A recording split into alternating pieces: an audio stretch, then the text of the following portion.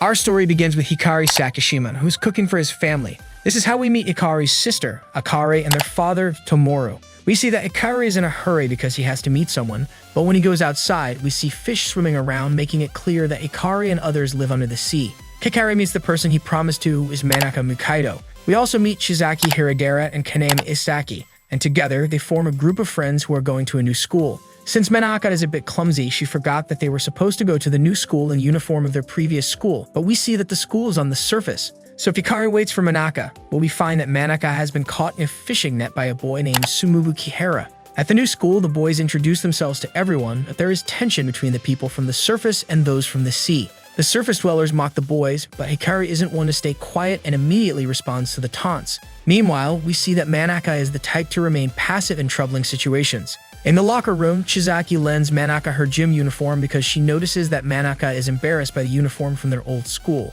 We also notice that Manaka is attracted to Sumuhu. Hikari notices this from the start, and his pride as a sea dweller, combined with jealousy, leads him to compete with Sumuhu. On the way home, Hikari is called by Akari, who is at work, since it's unusual for him to come back alone. However, Hikari notices something on the side of the building, two girls who run away when they are discovered. Akari already knows about these girls, who wrote something on the wall, telling Akari to leave the surface.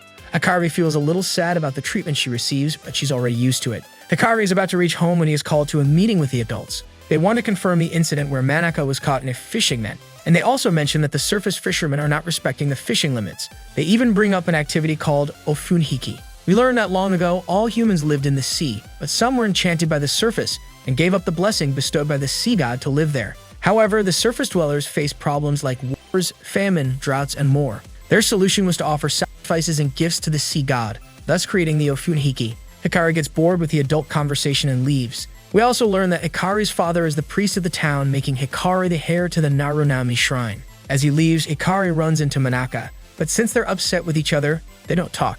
Somehow, they resolve their argument and go together to visit Iroko, the messenger of the sea god. Manaka asks for some spiritual fire, as it's the only fire that can be used in the sea. Iroko gives her some but takes the chance to tease Manaka, telling her that she smells like a female. Manaka instinctively hits him and runs away. Hikari asks about the smell Iroko mentioned, and he explains that it's the pheromones released when someone is attracted to another person. Manaka feels bad about how she reacted to Iroko, but Hikari reassures her that it's fine because Iroko's power is only used to ensure that sea dwellers obey the law and don't do what the humans who went to the surface did. However, we see that Hikari is bothered by the fact that Manaka has feelings for someone else, revealing that Hikari is attracted to Manaka. The next day, the boys go to pick up Manaka for school, but she refuses to leave her room. Hikari goes in to see what's wrong, and we find out that Iroko cursed Manaka, causing a fish to appear on her knee. Hikari calms her down and covers the fish with a piece of cloth. At school, the girls wait for Hikari and Kaname, but we see that Manaka is grabbed by the girls in the class, who start talking about the sea god's blessing, something called Ina. Shizaki tries to stop them, but just then, Sumuhu arrives and diffuses the situation. Manaka feels embarrassed when she sees Sumuhu, causing her to move suddenly and bump the knee with the fish, making the fish make noise and embarrassing her further, causing her to flee. Shizaki can't find Manaka and alerts the boys to help search for her. Meanwhile, we see that as Manaka runs, she falls and cracks her ina. This reveals that sea dwellers can't stay on the surface for too long or their ina will break. Hikari fixes his ina by diving into the sea to continue the search, while Chizaki and Kaname take a break from looking. During this time, we discover that Chizaki has feelings for Hikari, but Kaname has feelings for Chizaki. Kaname mentions that if Manaka were to disappear, Chizaki would be the one to be with Hikari, but Chizaki doesn't want that. Sumibu finds Manaka unconscious and takes her to his home. Sumibu's grandfather realizes that she's a sea dweller and tells him to put her in salt water. Thanks to this, Manaka recovers and wakes up, but Sumibu has already seen the fish on her knee. Manaka feels extremely embarrassed, but notices that Sumibu has left. He soon returns with food for the fish, telling her he's never seen something so beautiful. These words resonate with Manaka, who feels even more embarrassed.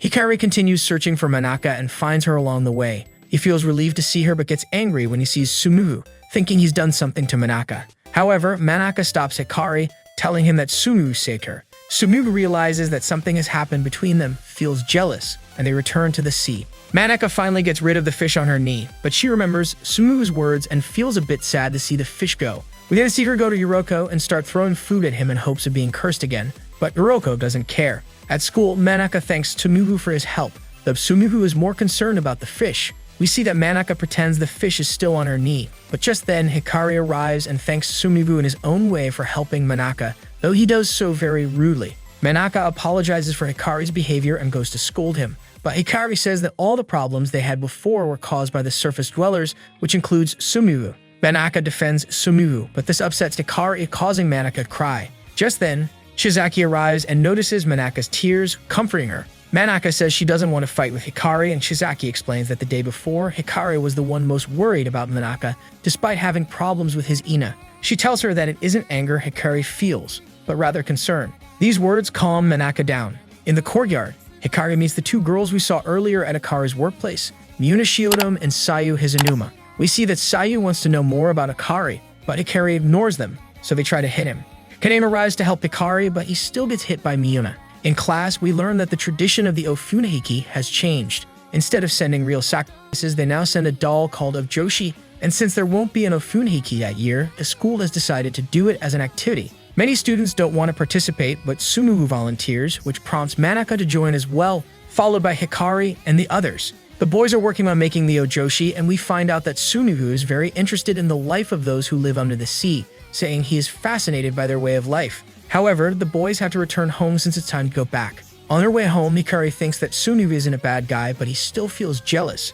Just as they are about to enter the sea, they notice that Akari is coming back in a car, which stops near the sea. Akari approaches the driver and gives him a kiss, leaving everyone shocked, but Hikari is the most affected since his sister hadn't mentioned anything about having a boyfriend. Kaname mentions that Akari is of the age for marriage, but it would be impossible for her to have a relationship since if anyone from the town starts a relationship with someone from the surface, they will be banished. Manaka thinks it's cruel to do that just because someone wants to be happy, to which Hikari responds by saying that if she mentions that, it's because she plans to be with someone from the surface. He then starts criticizing her recent behavior, which makes Manaka sad, and she leaves. Shizaki tells Hikari that his words were too harsh, but Hikari also lashes out at Shizaki, telling her to stop acting like an adult who knows everything. This makes Shizaki sad as well. The only one who points out that Hikari is acting like a jerk is Kaname, who goes with Shizaki. The two head back to their old school and talk for a while about the things they want to do in the future, surprised by how brave Manaka is for thinking about leaving. At home, Hikari wants to bring up the subject of Akari and the kiss he saw, but he decides not to say anything because he thinks bringing it up with his father would cause problems. Still, he can't stop thinking about the issues that come with a relationship with someone from the surface, which leads him to think about Manaka, reminding himself that he just wanted to protect her, but he starts to understand that Manaka doesn't think the same way he does. In class, the boys continue working on the Ojoshi, though there's still tension from the previous argument. Shizaki goes to throw away some leftover materials and thinks that it would be best if Manaka were with Sumivu, though she also feels that it's a selfish thought. Just then, Sumivu arrives and tells her that he has a project thanks to the teacher, which is to create a pond for the sea boys, so they don't have to go to the ocean constantly. Shizaki thanks him for the gesture, though she feels conflicted inside because she wants Hikari and Manaka to be together, but her own feelings hurt her. Manaka goes back to Yoroko to ask him to curse her again. Yoroko basically understands everything about Manaka's situation and gives her some advice, but Manaka doesn't understand any of it. Just then, we hear a commotion outside the shrine. It's people from the town bringing in Akari. We see that everyone already knows about Akari's relationship with someone from the surface. Tomorrow arrives, and after hearing what happened, he asks everyone to leave, saying he will take care of the problem. Hikari and Manaka try to secretly listen to the conversation that's taking place, but they don't hear anything. Just then, Shizaki and Kaname arrive, so the group heads to their old school to talk. However, Hikari acts like a fool again, causing the girls to leave while he talks to Kaname about how to deal with the guy from the surface. The girls are in another classroom, waiting for things to calm down when Manaka finds a slug. There's a saying that if you confess your feelings to a slug, it will give you approval or disapproval. Shizaki takes this opportunity to ask Manaka directly if she has feelings for Tsumugu. Manaka says she's not sure. Just then, Hikari and Kaname pass by and overhear Manaka talking about the things she'd like to do with Tsumugu, though she's uncertain about her feelings. Kaname notices Hikari and tries to calm him, but Hikari seems calm and behaves as usual. Hikari returns home and is surprised to find Akari and their father acting as if nothing happened. However, when it's time to sleep, Hikari hears his sister sobbing, which reminds him of the time when their mother died and Akari was the one who comforted him. We learn that Akari did a lot for the family after their mother's death, even putting her own dreams aside. Hikari had tried to understand why she did it, but he never fully grasped it until that night. He realizes that his sister matured in order to take care of him, and he also starts to understand relationships better. On the surface, the boys gather to confront Hikari's sister's boyfriend, but the man is already leaving. Hikari chases after him, and the others follow, eventually arriving at a remote place. which turns out to be Tsumugu's house. Hikari's boyfriend steps out and Hikari lunges at him. He's stopped by Tsumugu's grandfather, Isamu Kihara. Upon seeing Hikari's features, Isamu comments that difficult times are approaching. Hikari breaks free and confronts the man, telling him everything that's happening with his sister. The man, whose name is Itaru Shiodom, has no idea about the situation. Asumi realizes that Hikari hadn't told Itaru anything about the restrictions on relationships between surface dwellers and sea people, since children born from such unions don't have ina, essentially weakening the sea people's species. Itaru finally understands the consequences and talks to Hikari about Hikari, but when the topic of marriage comes up, Itaru says nothing, which enrages Hikari, and he starts hitting him. Isamu intervenes and knocks Hikari unconscious. Hikari wakes up with Tsumugu taking care of him. Somehow, the conversation shifts to why Tsumugu knows so much about the sea people. Tsumugu simply says he likes them, clarifying that it's not strange to have interests or hobbies. Hikari once again understands that Tsumugu isn't a bad guy, but he still can't accept him. Just as he's about to leave, he notices that Isamu has ina, and before he can ask him about it, the others arrive. At home, Hikari finds out about what happened with Hikari and the others, and she tells her brother that she's going to end her relationship. Somehow, Hikari now protests, asking why she's giving up so easily, which contradicts what he said before. Hikari reassures him that everything is fine, but Hikari can tell that nothing is fine with her. At school, Hikari starts treating Tsumugu as an equal, so the others do the same, though the other students begin to notice them. In class, Shizaki congratulates Hikari for getting along with Tsumugu. Hikari tells her to stop acting like an adult, but remembering his sister, he regrets what he said and thanks Shizaki for always taking care of them. The group has made significant progress with the Ojoshi, so the teacher wants to reward them with dinner. However, it's almost time for the sea boys to return home, though Tsumugu has an idea. He takes the boys to the new pond he built so they can restore their ina. The boys are surprised by what Tsumugu has done. He also mentions that it would be great if the fish could breathe, as he's still worried about the fish on Manaka's knee. Manaka wants to flee the scene because she knows there's no fish, but she realizes she can't keep lying, so she tells the truth and explains everything that happened. This causes Tsumugu to burst out laughing, which makes Manaka happy. Hikari notices this and throws Tsumugu into the water, and they spend the rest of the afternoon playing. The boys head back together, but Hikari spots Itaru and follows him. Hikari starts observing where he goes but is interrupted by Miuna and Sayu. We then see that Miuna asks Hikari for help, saying she wants her father to break up with Akari, revealing the surprise that Itaru is Miuna's father. Hikari understands what's happening with Miuna, but he refuses to do anything about it since he doesn't like the kinds of tricks girls play.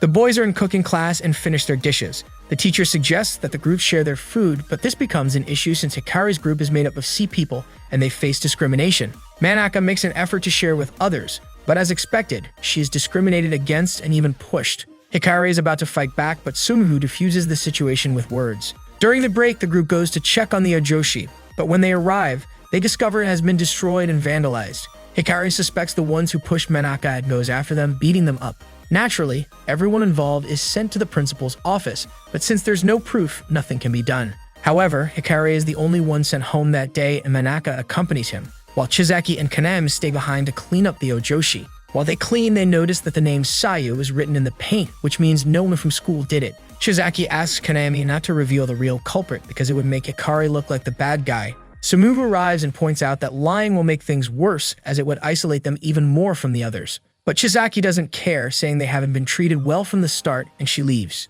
Miuna still remembers Hikari's words about not playing dirty, but then Sayu shows up to tell her how she destroyed the Ojoshi. Miuna gets angry upon hearing this, as she truly believes that playing dirty or using tricks is wrong. Manaka catches up to Hikari and they talk about what happened at school. Hikari wonders why Manaka is becoming so brave, but they notice that Itaru is wearing a diving suit and struggling because he's drowning. Manaka and Hikari save him and take him home. Itaru explains that since Hikari hadn't shown up, he wanted to go see her, so he asked for a diving suit. Hikari scolds him, telling him not to play the victim, especially since he has a daughter, and yet he's still playing around with Akari. It's then revealed that Itaru is a widower. Akari goes to Roko to ask for fire, and as expected from someone close to a god, Roko knows everything that's been happening with Akari and her troubles. He explains that Miyuma is the reason Akari can't be with Itaru, as the girl hasn't yet accepted the loss of her mother. Moreover, Miyuna's mother, Maire, was a sea dweller who was exiled and was also a close friend of Akari. Because of this, Akari got along well with Itaru and Miyuna, but after Miyure's death, Akari felt she had to fill the void left by Miyuna's mother.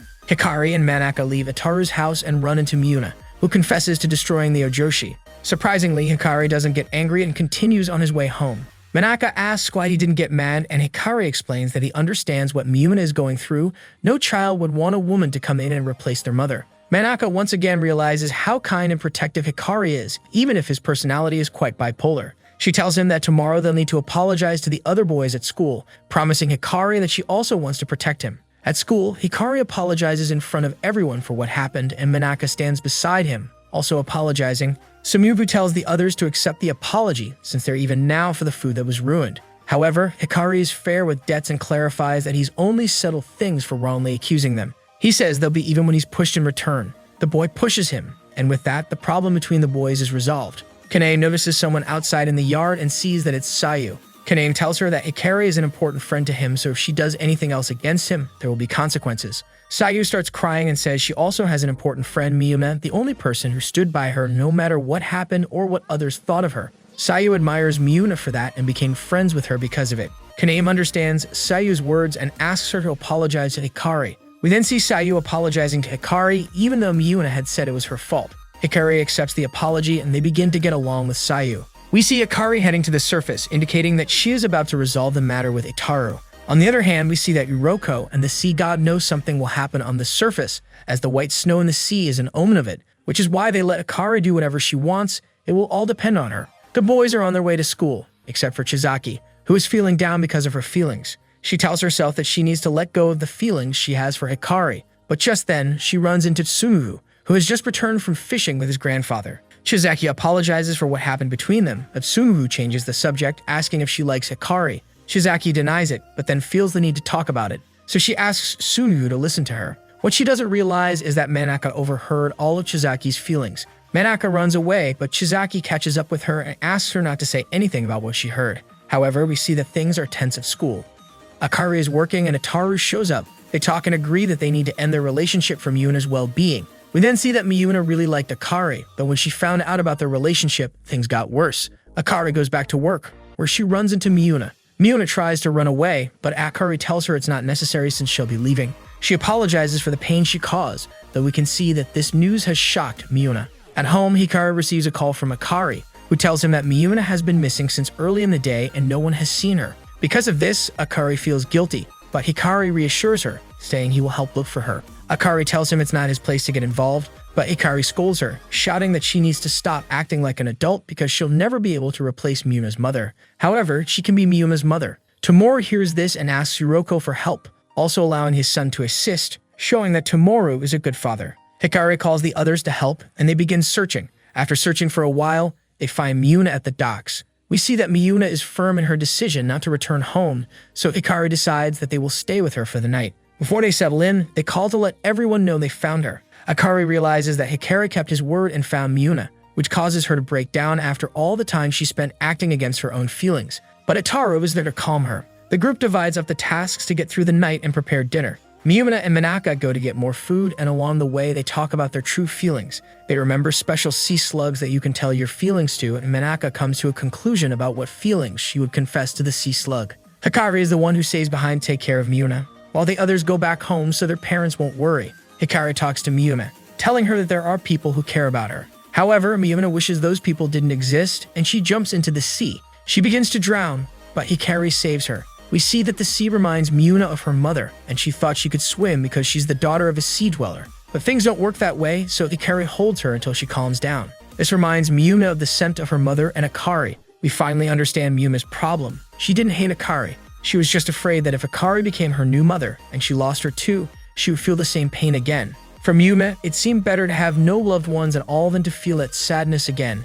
Hikari understands what Miyuna is going through, as he feels the same way about Manaka, though he clarifies that he doesn't want to waste the feelings he has. Miyuna finally understands her own feelings and asks Hikari to help her. Akari arrives at work and finds Hikari and Miyuna asleep.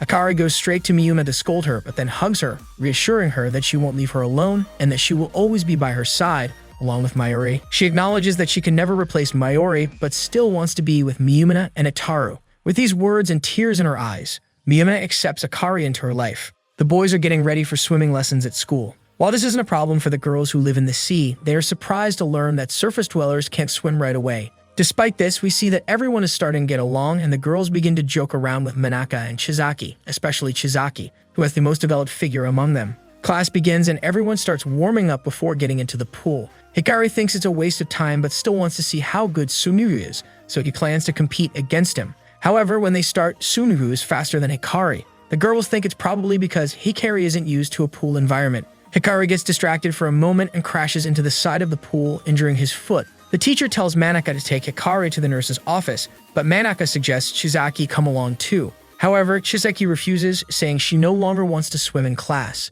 In the nurse's office, Manaka tries to treat Hikari's injury, but he insists he's fine. Even so, Manaka persists. Hikari complains that the pool chlorine is disgusting and admits that Sunugu is too fast for him. Manaka tries to cheer him up, but it doesn't work, especially when she suddenly brings up Chizaki. In class, Manaka wants to talk to Chizaki, but Chizaki starts ignoring her. Meanwhile, we see Kaname taking out the trash with another classmate, Yuseki, who clearly has a crush on him. Yu comments that Kaname isn't like the others. He's not like Hikari, who seems very volatile. Kaname agrees that Hikari is hot-headed, but it's not entirely true, which is when he notices Miyuna and Sayu hiding in the bushes. They came to help with the Ojoshi festival. Kaname accepts their help and asks Yu if she'd like to help too, and she agrees.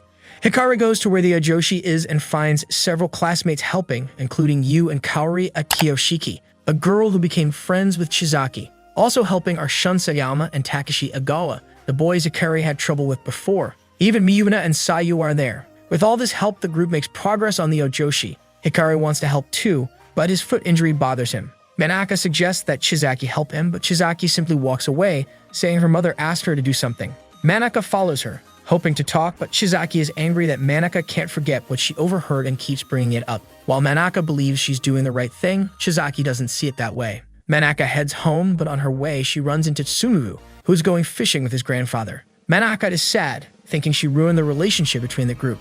Isamu notices this and tells Sunugu to take her back to the sea. Sunugu mentions something called Tomobi. Manaka explains that it's something that happens to sea dwellers when warm snow falls and the reflection of the water creates an image of three suns. Chizaki, meanwhile, remembers a time when there was a Tomobi, and she got mad at Manaka for being too slow because Chizaki wanted everyone to see the Tomobi together. Manaka remembers this too and shares the story with Sunugu. Sunugu says he understands the feeling, as it's natural to want to see something beautiful with the people you care about. He also advises Manaka to finish what she wants to say, just like she did when she helped Hikari. If she stops halfway, nothing will change. He tells her that helping others without hesitation makes her amazing. Manaka returns to the sea, still thinking about the time she fought with Chizaki. Suddenly, the Tomobi begins. Manaka runs to find Chizaki so they can see it together. From afar, the boys notice the girls running and follow them to see what's happening. Manaka apologizes to Chizaki for the time they didn't get to see the Tomobi. Chizaki accepts her apology, saying she wishes nothing would change between them, though she knows that's not possible. We also see that the boys are listening to the girls and enjoying the Tomobi together. The boys and company finally finish the Ojoshi, and it turns out to be impressive. The teacher wants to treat them to ice cream, but no one wants it due to the cold weather. Sunugu and Manaka are excited about the Ofunhiki, but the teacher mentions that there won't be one this year. Sunugu clarifies that he's referring to the Ofunhiki of old, the one that was done in collaboration between the sea dwellers and the surface dwellers. This excites everyone and they want to make it happen. Hikari volunteers to convince his village and asks Sunugu to handle the people from the surface. The boys then start gathering signatures and support from everyone. Fortunately, Shun is the son of the fisherman's leader, so they get strong support from the start. Akari and Ataru also help however they can. At home, Hikari asks his father for help, but Tomoru refuses immediately, stating that the village doesn't want to do it because the surface dwellers initially refused. Akari supports her brother and explains to their father how Hikari has been working hard to gather signatures and support. Even so, Tomoru stands firm, so Hikari declares that he'll handle it himself, asking his father not to interfere. At school, the boys are preparing to do the Ofunhiki with the support they have. On the way home, Manaka comments that Hikari is acting differently. Chizaki tells her that Hikari may be trying to change. Manaka thinks that's a bad thing and wants to stop him, but Chizaki clarifies that change can't be stopped, and sometimes change brings good things. Surprisingly, the representatives of the surface dwellers and sea dwellers meet to discuss the Ofunhiki. They inspect the Ojoshi, which is well made according to the experts, though they notice some design flaws. But there's no time for that as the adults need to talk. Everyone agrees to do the Ofunhiki, but the sea dwellers demand an apology for the initial refusal to hold the festival. This sparks disputes between the representatives, with some saying really offensive things.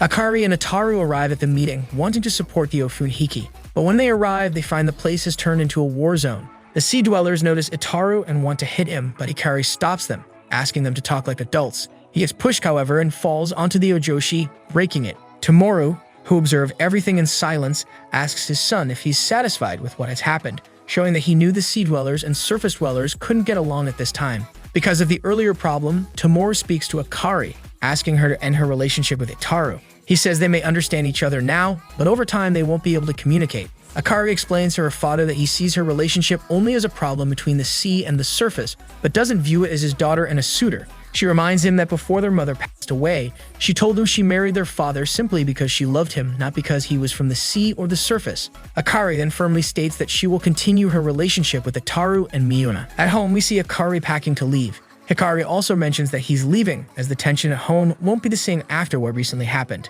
At the temple, Yuroko is informed of the events. Just then, Hikari and Akari arrive, saying goodbye to Yuroko and thanking him for the care he's given them. Yuroko realizes that they are truly leaving the village, so he uses his powers to stop them. Hikari doesn't understand why they're being held back, and Yuroko explains that he made a promise to someone to protect their descendants. Hikari and Akari keep moving forward, so Yuroko uses even more of his power to freeze them. Despite this, Hikari and Akari continue advancing. Yuroko is about to get more serious, but Tomoru can't bear to see his children suffer and asks Yuroko to stop. Thus, the siblings leave the village. Hikari and Akari arrive on the surface, where they are greeted by Itaru and Miyuna, and thus they begin living together. As expected, there is some tension and awkwardness in the house. Itaru tries to make Hikari feel comfortable by suggesting that they should go buy things to settle in, but Hikari doesn't want to be a bother and suggests asking Sumu for a place to stay. However, Akari doesn't want that, so Hikari stays the night. Itaru and Akari talk, and Akari says that as long as she has Itaru and Miyuna with her, she doesn't need to return to the sea. Itaru tells her that Mairori once said the same thing, but she would always look at the sea as if she missed it. He doesn't want Akari to go through the same experience, so he wants them to be forgiven and receive a blessing so they can marry. Hikari and Miyuna overheard the conversation, so they talk about how they also want Akari and Itaru to be together. Miyuna, still confused about her own feelings, gets the idea from Hikari to buy a gift for Akari to help sort out her thoughts. The next day, Hikari looks for Miyuna to go buy the gift in the city, and they also call the other boys to join them. Sumubu shows up too, as he's also going to the city and helps them with the train tickets. To everyone's surprise, Sumubu knows the city very well, so Hikari asks for his help once he's finished his business. The boys are in the city, amazed by all the new things they see, but they still need to find the gift. Many things are too expensive, so they have to search in different places. Since the city is crowded, the elevator gets too full and Shizaki can't enter, so Hikari stays behind to keep her company. They start talking and eventually discuss the idea that one day, Manaka might come to the surface and stay just like Akari did. Hikari agrees, saying that if that happens, he will support her decision. Shizaki is confused by this, thinking Hikari is letting go of Manaka, so she asks if he really has feelings for her. Meanwhile, the other boys are already at the top of the building, searching for Akari's gift. Sumubu helps Miyuna, and Manaka notices Sumubu's attentiveness to details, which she finds amazing. Kaname picks up on this and mentions that she's changed because she's now able to say what she thinks. Hikari and Shizaki eventually make it up the elevator, but there's still some awkwardness between them from their earlier conversation. Hikari breaks the ice, saying he's given up and would support Manaka, confirming that he does like her. He also explains that after everything that's happened, he's come to realize that making others happy is what's most important. Shizaki agrees, but also adds that one shouldn't ignore their own feelings, and there's no reason to change who they are. Hikari thanks her for her words, and Shizaki is about to confess her feelings, but she changes the subject instead. Miyuna has finally chosen a gift for Akari, a necklace. However, the problem is the price, so she calls Itaru to ask for an advance on her allowance, or rather, several months of it. Itaru is obviously against it, but Miyuna insists, saying she'll work for it if she has to. Thanks to Akari's intervention, Itaru gives Miyuna the money, but another issue arises. The necklace Miyuna chose is sold out. Manaka suggests there might be more necklaces in another store, so they continue their search. It takes a long time because Miyuna sees that Hikari is suffering from the effects of not being in the sea. She pulls out a bottle of water from her bag and pours it over Hikari.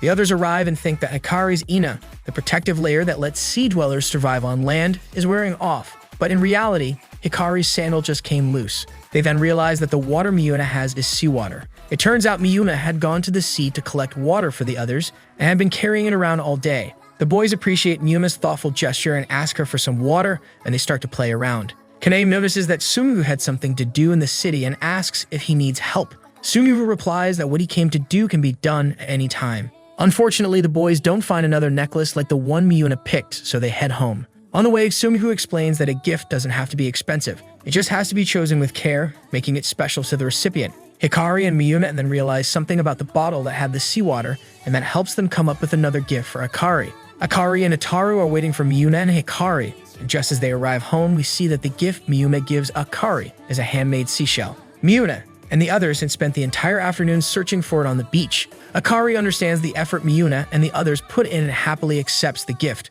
With this, Akari decides that she will do things right with Itaru and they will seek the blessing to get married. Just then, it begins to snow, which surprises the boys from the sea as they've only ever seen warm snow.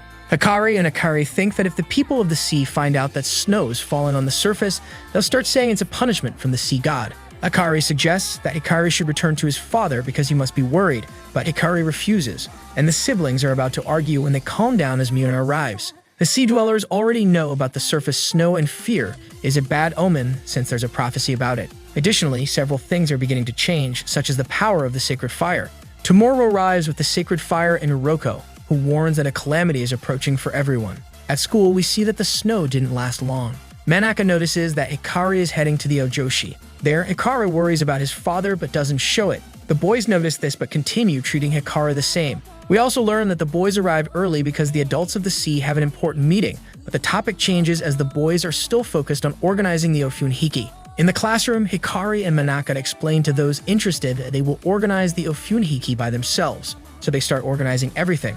Even the teacher is so happy with the students' initiative that he decides to support them. Isomu lends the boys a boat, so they begin repairing and reinforcing it, with all the boys who helped, even the girls, arriving at the place. Manaka will be in charge of making snacks for the others, so she goes to Akari for some recommendations. They chat a little, and Akari expresses concern that Akari doesn't mention his father, but Manaka reassures her that Akari does care about his father, which calms Akari. Manaka goes to ask Azdamu for permission to use the kitchen, but before doing so, she knocks something over due to her curiosity. Isamu arrives, and we learn that Sunu wasn't born near the sea. He used to live in the city, and at the age of 9, he decided to go live with his grandfather. Kanae motivates the girls with their work, and we notice that Sayu is starting to like him, but she leaves for a while at Ikari's request. Shizuki wants to help the girls, but out of nowhere, she collapses and Sumuhu catches her, saying it's due to her Ina. Kanae returns, and the first thing he asks is where Chizaki is while Sayu wanted to show him that she had finished her work so she could be praised. Sumuhu takes Chizaki to the sea to recover.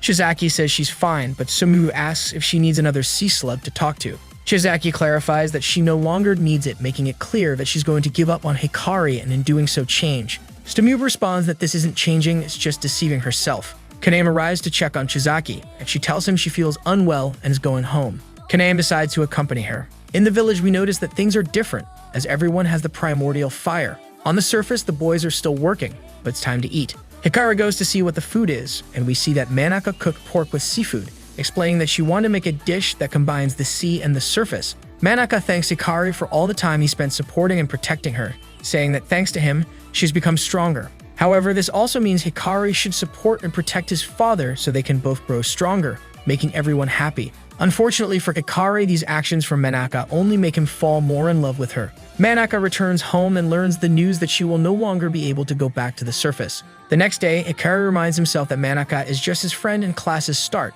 However, Hikari is surprised to find that the others didn't show up and didn't provide any reason for their absence, so Hikari decides to return to the sea to check on the boys. When Hikari arrives in the village, there are no residents around. He only finds the warm snow falling. One of the villagers is found and says they need to go to Iroko, but Hikari doesn't want to. Just then, Manaka appears, so Hikari goes with her. In the old school, Manaka explains what happened, clarifying that returning to the surface was dangerous, which is why none of the villagers leave their homes. Those were the only reasons given, and Manaka escaped to warn Hikari because she was worried about him. These actions clarify Hikari's feelings for Manaka, so he hugs her, but Manaka pushes him away. Hikari backs off, but he realizes his father is coming. Tomorrow orders him to return home. At the shrine, Roko explains that a long time ago, the sea god became sad when his children went to the surface, and since then, it began to snow in both the sea and on land. A girl went to see the sea god to ask for his help for the humans, which led the sea god to start living among men. Hiroko clarifies that the sea god didn't forget about humans. Rather, it was the humans who forgot about him. Because of this, the sea god began to lose his power. As a result, a prophecy was foretold, stating that the world would continue to snow until it froze, with the only salvation being for humans to hibernate, hoping the sea god would regain his powers. Hikari thinks the whole story is nonsense, but Hiroko assures him it's true, saying that their Ina will allow them to survive in hibernation. Hikari wants to warn the people on the surface, but Tomoru tells him that the surface dwellers don't have Ina, so it's not their responsibility to inform them of what will happen. Hiroko tells them they must make a decision. Back home, Hikari wants to talk to Manaka about what they heard, but Manaka simply runs away. Hikari notices that the house is a mess and Tomorrow arrives, telling him that there will be a big feast with the other sea dwellers, which will thicken their ina so they can sleep. Manaka is at home worried about both the surface and the hug Hikari gave her, leaving her confused about what she should do. The next day, Hikari gets up early to meet with the others, as Yuriko had warned them about what was going to happen. Hikari is still determined to warn the surface dwellers, although there are opposing opinions. However, Hikari comes to a conclusion. Basically, the sea god is running out of power, so they need to perform the Ofunhiki to restore it. He goes to talk to Yuriko, but Yuriko refuses, saying that it would be best for Hikari if the surface and sea dwellers remain separate. As Hikari is in love, Hikari denies knowing what Yuriko is talking about, but it turns out Yuriko himself fell in love with a human. In the end, Yuriko agrees to help, but only until they go into hibernation, and he explains this to Tomorrow. Hikari informs Itaru and Hikari about the impending disaster. They don't take it seriously. After some thought, Itaru says he'll try to talk to the representatives. The schoolboys also learn about what's going to happen, although some don't believe it. Sumyubu says it's probably true since many strange things have been happening in the sea. Sayu finds out what's happening and tries to make as many memories as possible with Miyuna, although Miyuna is terrified by the idea that they will die and that nothing can be done to stop it. The only ones who will be safe are the sea dwellers, while the surface dwellers will perish. Sayu remembers Kaname as someone important, and both she and Miyuna are unsure what to do to keep their loved ones alive. Sumyubu explains to his grandfather what is happening, but the old man says it's inevitable if that's what the sea god declared. The sea dwellers have a big feast together. Manaka and Shizaki are helping in the kitchen. Shizaki talks about how strange Manaka has been acting lately, but Manaka denies it. Then an elderly woman from the village arrives to ask Shizaki a favor, telling her that if she wakes up early, she should take care of her plants because she's not sure if everyone will wake up together. This worries Manaka even more. At the gathering, the adults talk with the boys. One of them tells Manaka that their survival depends on the younger generation since they will need to be ready to have children when they wake up. He offers her a drink, but Manaka refuses and Hikari arrives to take the drink for her and move her away. Manaka steps outside the gathering and Kaname brings her food. They chat a bit about everything that's happening. Shizaki also joins them and the three begin talking about their worries. Manaka admits that she's afraid of what might happen, wishing she didn't have Ina and didn't have to go to sleep. Kaname and Shizaki reassure her, saying everything will be fine. At home, Manaka starts remembering everything that happened with Hikari, especially how she pushed him away when he hugged her. Just then, she notices a strange sea slug nearby and begins talking to it about her feelings. The next day, Kaname goes to pick up Shizaki, which is unusual. It's revealed that Kaname has decided to stop observing others and finally confesses his feelings to Shizaki. Shizaki doesn't know what to say after Kaname's confession, but Kaname acts as if everything is normal, even apologizing in front of Shizaki's parents, stating that he doesn't expect a response from her. He just wanted to express his feelings. Both head to school, but as expected, Shizaki is still surprised by what happened. Hikari and Manaka don't notice what happened between Kaname and Shizaki, as there are more important matters at hand. Days pass, and the city becomes more and more covered in snow, signaling that the day of hibernation is drawing near. Still, the boys continue working on the surface with the others to prepare the Ofunhiki. The sea dwellers realize that there will be a specific day when they will all fall asleep, coinciding with the day of the Ofunhiki. Akari and Itaru discuss how their marriage will proceed. Itaru still has doubts about whether it's the best thing for Akari, but she has no concerns. Itaru agrees to the marriage but wants to invite Tomorrow and get his blessing, as well as to create good memories for Akari.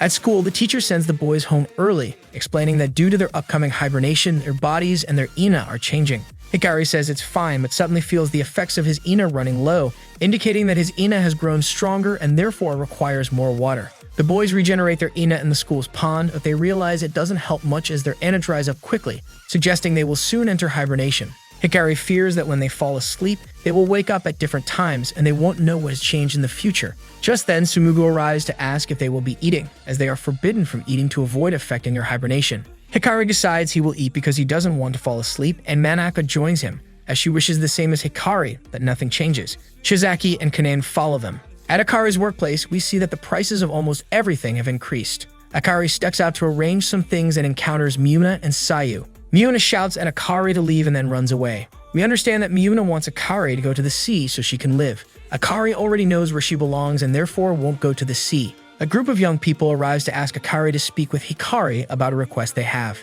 The young people and adults representing the surface meet with Hikari to tell them they want to carry out the Ofunhiki. They even apologize for what happened at the previous meeting. Realizing that things are getting worse, they ask for Hikari's help. Even Akari sides with them, urging Hikari to assist. He agrees to help them. Hikari explains everything to Yuriko and his father. Yuriko understands the situation and states that even if they carry out the Ofunhiki, nothing will change. Hikari is about to lose hope but still begs Yuriko to save the surface dwellers. Yuriko clarifies that his power is limited to the sea, and he can't do anything for them. Hikari speaks with Akari, telling her he couldn't convince the sea dwellers and also learning that the Ofuniki will be of no use. At Isamu's house, the surface dwellers are gathered. Akari asks everyone for a favor, saying that she wants to combine the Ofuniki and her wedding with Itaru.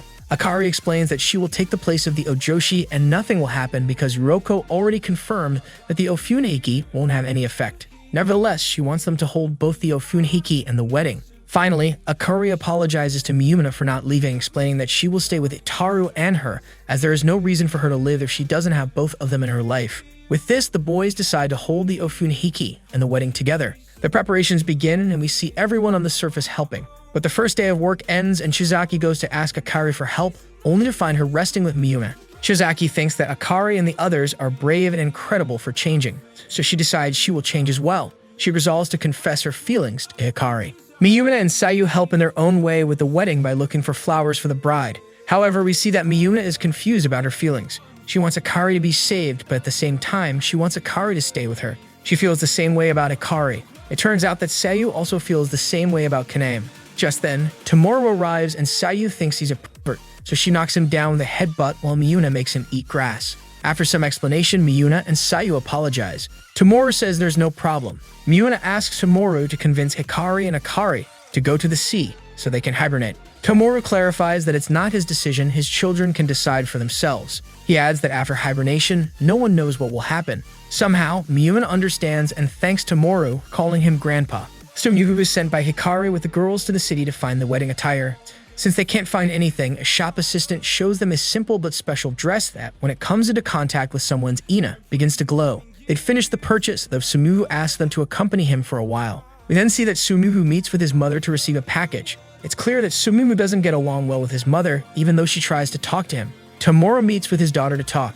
Akari explains that she now understands why her father opposed her relationship with Itaru. It was to protect her from the impending catastrophe. She apologizes. Tomoro says he has also come to understand something, as he would have chosen his loved ones over his own life, just like she did. They change the subject and talk about the wedding and hibernation happening on the same day. Akari says her father will be able to see her in her wedding dress from the sea, next to her mother. She recalls that when her mother died, Tomoro was the one who suffered the most but stayed strong for his children. She thanks him from the bottom of her heart for everything he did for her and Hikari, promising to pass that strength onto her new family. The boys arrive at the worksite and are surprised to find that they'll be using flags to guide the path of the Ojoshi. Hikari volunteers to carry one of the flags, showing that he remains upbeat. Sumuhu and the girls return to the village with their purchases. Since Manaka is asleep, Shizaki and Sumuhu talk. We learn that Sumuhu went through some difficult times in the past, which explains why he's so mature in many aspects. Shizaki apologizes for not understanding him. Sumuhu and the girls arrive at the worksite, where they are greeted by Hikari, who is waving the flag for the Ofuhiki. Manaka sees him and realizes that Hikari has become a man, though she doesn't dwell on it. The boys return home and notice something is happening in the village. Some villagers are carrying a child in their arms. Tomoro explains that there's nothing to worry about. Since the ina of children develops faster, it causes them to hibernate earlier, so they're taking the child to Yuriko. The boys go to their old school and think that hibernation is a bit scary, as the child looked like she was dead. But they change the subject when they find the marks they left as children, and they think it would be fun to do it again. Kaname and Manaka go off to find something to use to make marks, leaving Chizaki and Hikari to talk. Chizaki is about to confess her feelings, but the others return with a marker. Kaname realizes what was about to happen. The boys gather in a room to play and have a good time, but Kaname is already tired, so he directly asks Hikari how he feels about Manaka. Kaname says that once they start hibernating, they don't know what will happen afterward. There's even the possibility that they might never see each other again or that they won't wake up, so it's time to clear things up. Hikari understands and declares that he likes Manaka. Manaka thinks it's a joke, but Hikari stands by what he said. Manaka runs out of the room and Hikari and Chizaki follow her. Kaname is left behind as if he's the bad guy in the situation, though he has held back as long as he could. Hikari chases after Manaka and Chizaki goes after Hikari. Chizaki asks Hikari not to follow Manaka, but she trips along the way. Hikari goes to help her and Chizaki tries to confess again, but she clarifies that she didn't want to ruin their friendship. Still, she resigns herself to her feelings, telling him she likes him and allowing him to go after Manaka. Hikari simply sits down and talks to Chizaki, saying that he thought the same way about her, but despite expressing their feelings, nothing will change. Manaka arrives home and sees that her mother is asleep, signaling that her mother's hibernation is nearing. This terrifies Manaka, so she runs away from home. Meanwhile, Isamu wants to go fishing, but he's sick. Sumugu tells him that he will fish for him and asks him to rest. Manaka goes up to the surface and remembers Hikari, but she is suddenly caught in a fishing net, which turns out to be Sumugu's. Sumugu notices that Manaka is crying, so he asks if she's okay. Manaka says it's just because of the sun called Sumugu. We then understand that Manaka has longed to feel the sun since she was a child, but no one can touch the sun. She feels the same way about Sumugu. Hikari feels a sense of peace as he has finally freed himself from the feelings that had been tormenting him. Knowing how others feel makes the night even more tranquil. However, he still feels that something is not right, so he goes to find Manaka. Hikari and Manaka try to talk, but the tension and discomfort are overwhelming. Still, Hikari manages to bring up what happened earlier, apologizing for what happened and saying that he should have done it properly. Hikari then confesses his feelings to Manaka once again, clarifying that he wants to protect her, just as he wants to protect all of his loved ones. These people are important to him, and no matter what happens, that won't change. Manaka also wanted to say something, but she decides to wait until after the Ofunhiki. On the day of the Ofunhiki, each of the boys says goodbye to their parents, who understand what they want to do and give them their full support. Chizaki meets up with Kaname, and they head to the surface. Along the way, Kaname explains that he helped with the Ofunhiki just to spend more time with Chizaki. He tells her that his confession was serious, and that even if they wake up at different times, he will always love her. Hikari reunites with the others, and they prepare to head to the surface. But before they leave, they stop to say goodbye to Iroko and Tomoru, who essentially give them their blessing and wish them good luck. On the surface, the final preparations are being made. They even give Hikari a uniform to wear while carrying the flag. Meanwhile, Miyuna is practicing how to call Hikari mom. Manaka notices and reassures her that everything will be okay. Just then, Sayu comes out to announce that the dress is ready. We see that Akari looks beautiful in it, although Ataru is the most embarrassed, as he can't even look at his future wife. As the Ofunhiki begins, Uroko starts his ritual. We see that the boats are ready and that they set sail with Akari in the middle. Meanwhile, Uroko is extinguishing the city's sacred fire and says that as a gift for Akari, he will provide a path of sacred fire to guide her. With everything in place, the boys and the townspeople pray to the sea god to protect them from the catastrophe and keep everyone united. We see whirlpools forming in the sea, indicating that the sea god is making his presence known. But because of the whirlpools, Akari falls into the sea. Hikari and Manaka dive in to rescue her. While the boat carrying Sumugu capsizes, Chizaki notices this and rushes to save him. Sumugu is about to drown, but Chizaki grabs hold of him. However, she isn't strong enough to pull him to the surface. Just then, Kaname appears to help, and together they save Sumugu. Due to the strong waves, several concrete pillars are damaged, causing them to collapse. Kaname is unable to get back on the boat and falls into the sea. Manaka grabs Akari and tries to save her as best she can. She begins to plead with the sea god, asking him not to take Akari. She tells him that if he has to take someone, he should take her. Manaka is then pulled into the depths of the whirlpool. Hikari arrives and realizes that Manaka is being dragged down. He wants to go after her, but the sea god won't let him. Manaka reaches the bottom and everyone in the sea enters hibernation. The only ones who remain awake are Akari and Chizaki. 5 years have passed and the sea is frozen. We see an older Chizaki now attending nursing school. Chizaki goes to the hospital to visit Isamu, who is sick. Chizaki takes care of him since Sumugu is studying at the university. It turns out that they will have guests from Sumugu's side of the family, so Isamu gives Chizaki money to buy things to prepare for their arrival. Chizaki arrives in town and is greeted by Shun, who takes her to her destination. Along the way, we learn that Takeshi is getting married because his girlfriend is pregnant. Fortunately, his future father-in-law owns a company, so Takeshi will be working for him. When they arrive, we see Akari, who has had a baby named Akira. We also learn that just after the Ofunhiki, Akari found out she was pregnant. For her, it was bad timing because she had essentially lost all her loved ones and she feels it was her fault for offering herself as a replacement for the Ojoshi. However, thanks to Miyuna, Akari managed to move forward with her pregnancy and her life. At school, we see that Miyuna and Sayu have also grown up. It is explained that the Tomobi has changed since the last Ofunhiki. Due to the ice in the sea, 3 lights can now be seen, but instead of being powered by the sun, they are now powered by the moon. The Tomobi will happen that very day. Sayu warns Miyuna that someone is going to confess to her, a classmate named Atsushi Minagishi. We also see that Sayu is no longer the little girl she once was. She is now a young lady focused on studying, with plans to go to the city, and she dislikes romantic topics. As for Miyuna, we see that she misses Hikari and the others, but she chooses not to be sad, preferring to believe that they are fine in the sea. She remembers when she found out that Hikari had feelings for Manaka, which caused her own feelings for Hikari to become more deeply buried. Chizaki calls Sumugu and his professor Satoru Mahashi, who is working with Sumugu to research the sea villages, of which there are 14 in total. However, they are unable to enter any of them, no matter how hard they try. Satoru has the idea that if they study the sea inhabitants, they might find the solution to the cold climate they are experiencing. Shizaki goes to get more food and Satoru asks Sumiu if he has a relationship with her. Sumiu denies it, saying that Shizaki has loved someone else for a long time. Sumiu asks Shizaki if she wants to see the Tomobi, but she replies that it's not worth seeing without the others.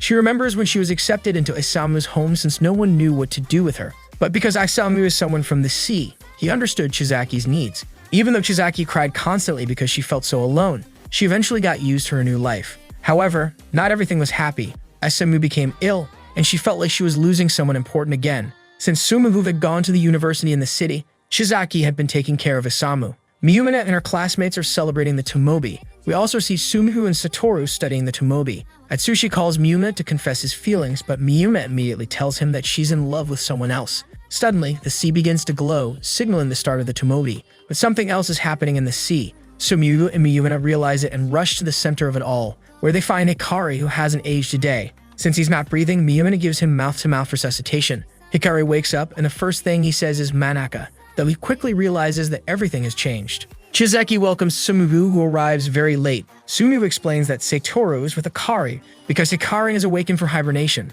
surprising Chiseki as he explains the situation. Itaru and Hikari receive instructions regarding Hikari's condition, and he will need to rest until he regains his strength. Although the doctor and Satoru want to run tests immediately, they decide to wait until Hikari is both physically and emotionally better. We see that Miyuma and Akira are worried about Hikari, though Hikari seems to understand the situation and resigns himself to the changes. However, he feels some mild side effects from having hibernated. Hikari arrives and sends him to sleep, telling him that Chisaki might visit him.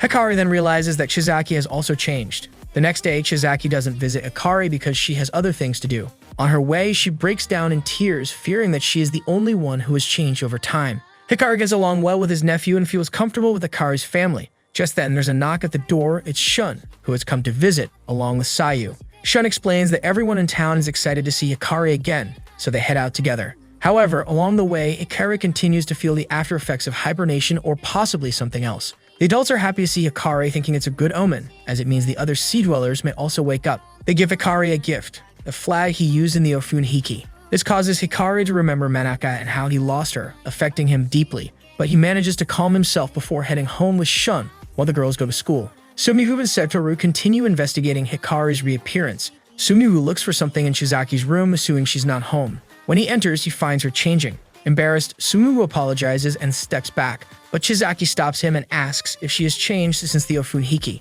Sumihu says he's not sure if there's been a real change, but in the past, she always talked about not wanting to change. He adds that although she's the only one who has changed, she's become more beautiful than before. The next day, Miyuna comments that Chiseki and Sumihu are taking too long as friends to visit Hikari. Hikari explains that their pain or fear is understandable since they've changed. Just then, Hikari comes out announcing that he's going for a walk. Miyuna goes to see Sumihu to ask about Chisaki. Sumihu explains that she's with Isamu. Miyuna wants to know why Chisaki hasn't visited Hikari since his return, but Sumihu doesn't know what to say as he doesn't fully understand Hikari and Chizaki's relationship. It's something they'll have to work out themselves. Hikari enters the sea, but as he approaches his home, the current starts pushing him away. Sumihu, who also went out to sea, finds Hikari. Sumihu asks why Chizaki hasn't visited him, noting that Hikari is the one who has just arrived, so Chizaki should be the one visiting him. Sumihu remarks that Hikari hasn't changed at all, which irritates Hikari. Of course he hasn't changed, he's been sleeping for 5 years, and to him the Ofun Hiki happened just 2 days ago. Many things have changed, and seeing that Chizaki has also changed would be the worst for him, as he's tired of all the differences he's encountered. Hikari finally expresses his feelings, admitting he's worried about the others still in hibernation. Sumihu assures him that they will wake up soon, but notes that there's something else, something Hikari saw before hibernating. Miyuna overhears everything between Sumihu and Hikari. Miyuna returns home to find something and realizes that Hikari will need support now that he feels so alone. She resolves to be the one to guide him. Hikari hears a nostalgic sound in the distance, and on the other side, Chizaki also hears it. Hikari heads to find the source of the sound and encounters Chizaki. He talks to her casually and asks about the noise. We learn that the sound is in honor of the Sea Dwellers and is played once every evening. Chizaki apologizes to Hikari for having changed. Hikari responds that the topic of change is a headache. While it can be scary, he's glad that Chizaki hasn't really changed at all. Their friendship is restored, and Hikari now understands that he must accept everything that has happened during the time he was gone. In the distance, we see Miyuna holding the flag they used in the Ofun Hiki. Hikari teases Miyuna about the flag, but deep down he's very happy about it. Chizaki returns home, hesitant to enter, but she's greeted by Sumihu. who notices that she met Hikari, creating some tension between them. At school, Hikari is introduced as a student and is placed in the same class as Miuna and Sayu. As expected, Hikari becomes very popular since he is one of the few sea dwellers that exist today, in addition to his naturally attractive personality. Since Hikari acts the same as always, Sayu and Miuna decide to treat him as they used to. Hikari and Miuna head home, and Hikari is amazed by the changes, such as the new school teacher. Suddenly, a car slides by and Hikari grabs Miuna to protect her. Atsushi, who is passing by, notices, but as he's about to leave, Miuna calls him to explain what happened. Atsushi understands without an explanation, telling Miuna he won't say anything about her feelings. He then leaves, but Hikari misunderstands, thinking that Atsushi likes Miuna or vice versa. At home, Sungyu is there since he brought Hikari's old uniform for him to wear. Hikari and Hikari thank him for the gesture, but the uniform is too big for Hikari, so Hikari says she'll take care of it. Hikari manages the household finances and is thankful to Itaru for letting Hikari stay with them. Itaru says it's normal since they're family and having a younger brother gives him more energy to keep working. The next day, Akira is sick, so Hikari and Itaru go to the hospital, leaving money for Hikari to buy a uniform. However, Hikari doesn't want to accept it, saying it's unnecessary. So they give the money to Miuna to help Hikari instead. Miuna wants to go to the tailor to get a new uniform, but Hikari still thinks it's unnecessary and makes excuses not to go. Miuna insists, even offering to hold his hand, but the situation becomes awkward, so they call Sayu to join them. Sayu is the first to arrive at the tailor shop, and in the distance, she sees Hikari and Miuna. She wants to call out to them, but notices that Miuna is more focused on Hikari. After a while, Miuna notices Sayu, and we see that Sayu is upset about what just happened. On the way to the shop, the only ones talking are Hikari and Miuna, leaving Sayu out of the conversation. Once in the city, Hikari notices a noise that sounds like flatulence, but it turns out to be Miuna's shoes, so Hikari starts teasing her, and they joke with each other, leaving Sayu out again. At the tailor, Sayu starts feeling like her presence is unnecessary between Miuna and Hikari. The tailor arrives with materials for the uniform, and Hikari points out that the colors don't match his old school uniform, but then he retracts and asks for the current school's uniform. Miuna notices this and asks for Hikari's old school uniform instead. She steps outside to calm down, and Sayu follows, telling her there was no need to get upset with the tailor since there aren't many sea dwellers requesting clothes, and it will take time. Sayu then gives Miuna an indirect comment, reminding her that relationships between uncles and nieces are forbidden and that they can't get married by law. Miuna asks why Sayu is acting this way when Sayu was so happy for her when Hikari reappeared. Angrily, Sayu replies that there was no need to invite her if they were just going to flirt since Miuna already has the person she wants awake. This makes it clear that Sayu still remembers Kaname. Hikari regrets the decision about the uniform and says he doesn't need one, leaving the shop. Outside, he finds Miuna and Sayu arguing, but when they see Hikari, Miuna leaves while Sayu stays behind, crying. Akira calls home to ask if Miuna said where she was going, but no one knows. So Hikari stays with Sayu since they missed the train and were running late. Shun arrives and offers to take them home. During the ride, Shun talks about his life, but when he mentions the abandoned shipyard, Hikari remembers that Miuna once hid there. He asks Shun to take Sayu and goes to look for Miuna. At the shipyard, Hikari finds footprints and tracks down Miuna. Miuna says there was no need to look for her, but Hikari tells her he wanted to. He asked about the fight with Sayu, but Miuna says nothing. Hikari explains that Chizaki and Manaka used to fight often, but they always made up with a little help from Kaname. He jokes that he will act like Kaname to help Miuna and Sayu reconcile. While Hikari is joking with Miuna, a crane suddenly falls between them, causing Miuna to fall into the sea and start drowning. Hikari, stuck on the other side of the crane, can't reach Miuna, but we see that Miuna starts to breathe underwater. Hikari finally reaches her and rescues her. Miuna explains that she could swim and breathe underwater and she's eager to get home and tell Hikari. As they leave, Sayu, who witnessed the crane fall and was very worried about Miuna, watches from a distance. Back in the village, Kaname has awakened from hibernation. Miuna and Hikari arrive home receiving the news that Kaname has awakened and is with the fisherman. Hikari goes to see Kaname with Miuna following and they meet him together. That night, Chizaki arrives to see Kaname and he wants to approach her. But Sumumu arrives just then. Kaname, who tends to silently observe things, senses something between Chizaki and Sumumu, so he stops and acts as he always does. Satoru quickly checks on Kaname, who explains that he woke up in the sea and was being carried by a current. He also remembers hearing a sound like sand in the sea. Miuna confirms this since she heard the same sound when she fell into the sea. Miuna explains that she was able to swim and breathe underwater, which greatly interests Satoru for research purposes. However, since it's late and Kane means rest, they decide to continue the investigation later. Satoru mentions that with Kane's awakening, the possibility of others waking up is high, giving hope to Hikari and the others. Kane feels that many things have changed, but some things remain the same. Kane will live with Sumu and Shizaki. However, Kaname realizes that he's stepping into others' lives since Sumihu and Shizaki seem so comfortable together, almost like a couple. At school, everyone knows about Kaname's awakening, including Sayu, who is excited about Kaname. She starts to doubt her life goals of living in the city, as it's clear that she never stopped being attracted to Kaname, and her feelings have only grown stronger, similar to Miuna. Miuna suggests they visit Kaname when he feels better. On her way home, Sayu encounters a seagull and wants to play with it, but it flies away due to Shun's arrival in his car. Shun greets Kaname and mentions that he should visit him once he feels better. Sayu finally sees Kaname, but she doesn't know what to say, and Kaname doesn't recognize her. Embarrassed, Sayu runs away. Kaname realizes it's Sayu, but isn't entirely sure, so he continues with Shizaki, who he was helping with shopping. On the way home, Kaname says he will try to learn everything that has changed and asks Shizaki if she has changed. Shizaki explains that she has grown 5 years older, but Kaname jokes that he likes older women, implying that while he hasn't changed, he still has feelings for Shizaki. Satoru announces that Miyuna has Ina, which is surprising since children born to people from the surface don't inherit Ina. Satoru wants to examine Akira to see if he also inherited. At school, Miyuna is happy to have Ina but notices that Sayu is feeling down. Sayu insists it's nothing, but when Miyuna mentions visiting Kaname, Sayu immediately says she won't go. After school, Miyuna looks for Sayu, sending Hikari home alone. As Hikari prepares to leave, he runs into Kaname, who plans to return to school. They visit the pond, which has been cleaned and maintained for them to recharge their Ina. They talk about how things have changed and how it affects them. Hikari mentions that he will try not to change so that when Manaka returns, she won't be shocked by the changes. Miyuna overhears this and understands that Hikari is still waiting for Manaka. Miyuna goes to the shipyard to clear her mind but finds Sayu there. The two talk about how Hikari and Kaname haven't changed at all, while those who remained outside the sea have. Sayu laments her feelings for Kaname, but Miyuna reassures her that their feelings aren't something to regret. Miyuna decides not to change how she feels, which leads to another argument between the two girls. Sayu returns home and tries to play with the seagull again, but she's called by a familiar voice. Sayu realizes it's Kaname. Still unsure of what to say, Sayu tries to act like she used to, but Kaname treats her like the little girl from before. This makes Sayu realize that she will never stop loving Kaname. Satoru and Sumihu gather the remaining sea dwellers to explain that there's a chance to enter the underwater city since they found a weak current, though they don't yet know its source.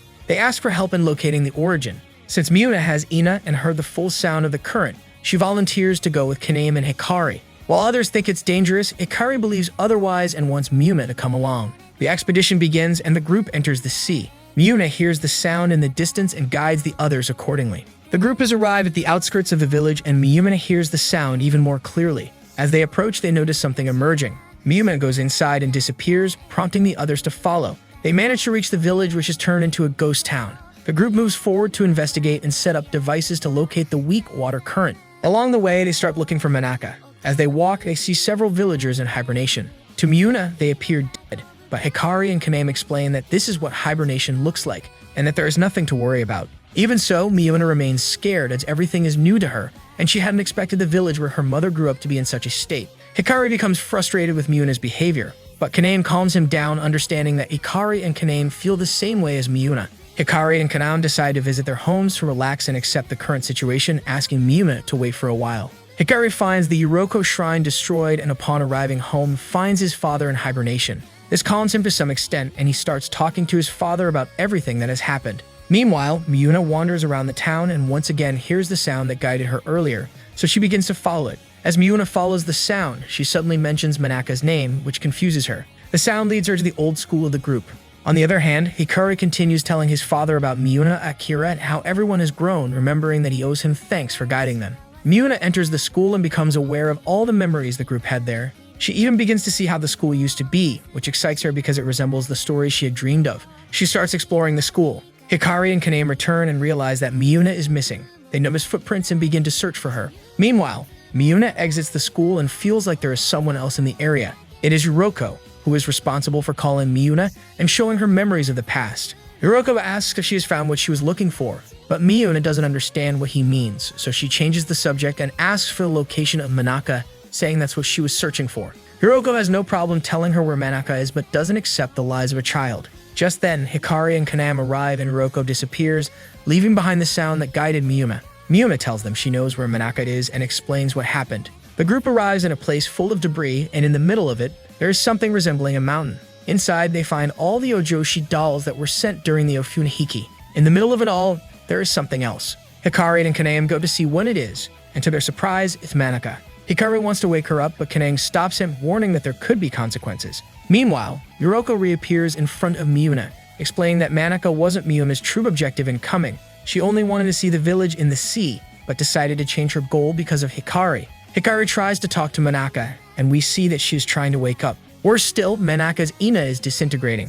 Hikari breaks what was protecting Manaka and attempts to take her out, but the sea god becomes angry, causing the whole place to shake. Thanks to Miuna's guidance, the group manages to escape and save Manaka. Chizaki recalls the time when she got lost with Manaka as children and how it was Hikari who saved them without hesitation. She notes that the fact Hikari found Manaka was something she expected from him, but what she didn't expect was that someone else would be willing to do what Hikari did, referring to Sumugu. Manaka is resting at Hikari's house. Despite fears of possible consequences for having taken her out of hibernation, the doctor says everything seems fine and it's just a matter of her waking up. We also see that Chizaki is acting as a nurse, so she's in charge of Manaka's care. Hikari talks to Manaka, asking her to wake up soon. He also explains everything that has happened and asks her to tell him what she promised after the Ofunhiki, expressing regret for not having reached her at that moment. Miuna overhears everything Hikari says, and Chizaki is also watching. Chizaki realizes that Miuna also has feelings for Hikari. At the hospital, Chizaki realizes that Miuna has the right to fall in love,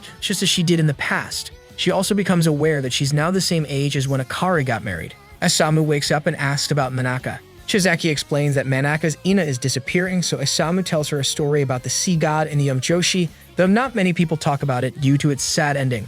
At home, there is tension between Kaname and Sumugu. It turns out that Sumugu and Satoru decided to withhold information to use it in a thesis for both of them. Kaname states that he and the others risked their lives not for the sake of some scientist's reputation. Sumugu explains that with the thesis, they could secure funding for further research, and if they released the information now, the media would come to investigate Miuna and what happened. Chizaki sides with Sumugu, which angers Kaname, though he doesn't show it. He simply says that Chizaki is already acting like an adult and leaves the table. Chizaki reflects on what Kaname said and soon finds her old uniform, so she decides to try it on. However, since she's grown in various areas, the uniform is now too small. As she tries to take it off, she stumbles over a ball. The boys hear the noise and come to see what happened, resulting in quite the sight for them. Sumugu goes downstairs to get some coffee to continue working, but runs into Chizaki, who is looking for her grandfather's wine. Sumugu tells her she's still underage, though he gives her the wine anyway, which, as it turns out, is non-alcoholic, though Chizaki doesn't know that. They drink together, but Chizaki, thinking she's intoxicated, starts talking about what happened with Hikari and how Miuna is in love with him. She realizes she doesn't share the same feelings as Miuna and falls asleep. We then see that Sumugu admits he felt the same as Miuna during all the time he lived with Chizaki, revealing that he has feelings for her. Kaname appears, having been looking after Chizaki, and Sumugu asks him to help carry her to rest. He also thanks Kaname for saving him during the Ofunhiki, clarifying that he is very grateful the group returned. The next day, Chizaki decides to return to her home with the directions they obtained. Suddenly, she gets caught in the current of the area, but Hikari arrives just in time to help, and together they enter the village. Chizaki notices that Hikari hasn't changed at all since waking up. Hikari says she hasn't changed either, and they joke about it, although Chizaki knows her body has changed. Hikari came back to investigate more about Manaka's Ina, and Chizaki tells him a story Isamu shared with her. In it, the sea god married the girl who asked for his help on behalf of humans, and their descendants prospered. However, over time, the girl became depressed because she had left someone she loved on the surface and could never forget them.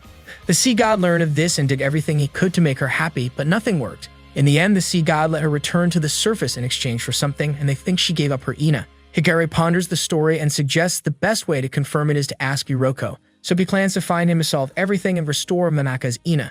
Chizaki, hearing Hikari's words, realizes she still has feelings for him. It's also revealed that several days have passed, but Manaka still hasn't woken up. Miuna is worried because Manaka still hasn't woken up, although Hikari remains hopeful that she will. At school, Hikari and Kaname continue with the idea of finding Roko, as he might know how to wake up Manaka. However, after a lot of searching, they don't find him. Kaname feels the weather is getting worse, and Hikari recalls that the sea god might be angry with them, but he chooses to ignore that thought, preferring to believe that he did the right thing.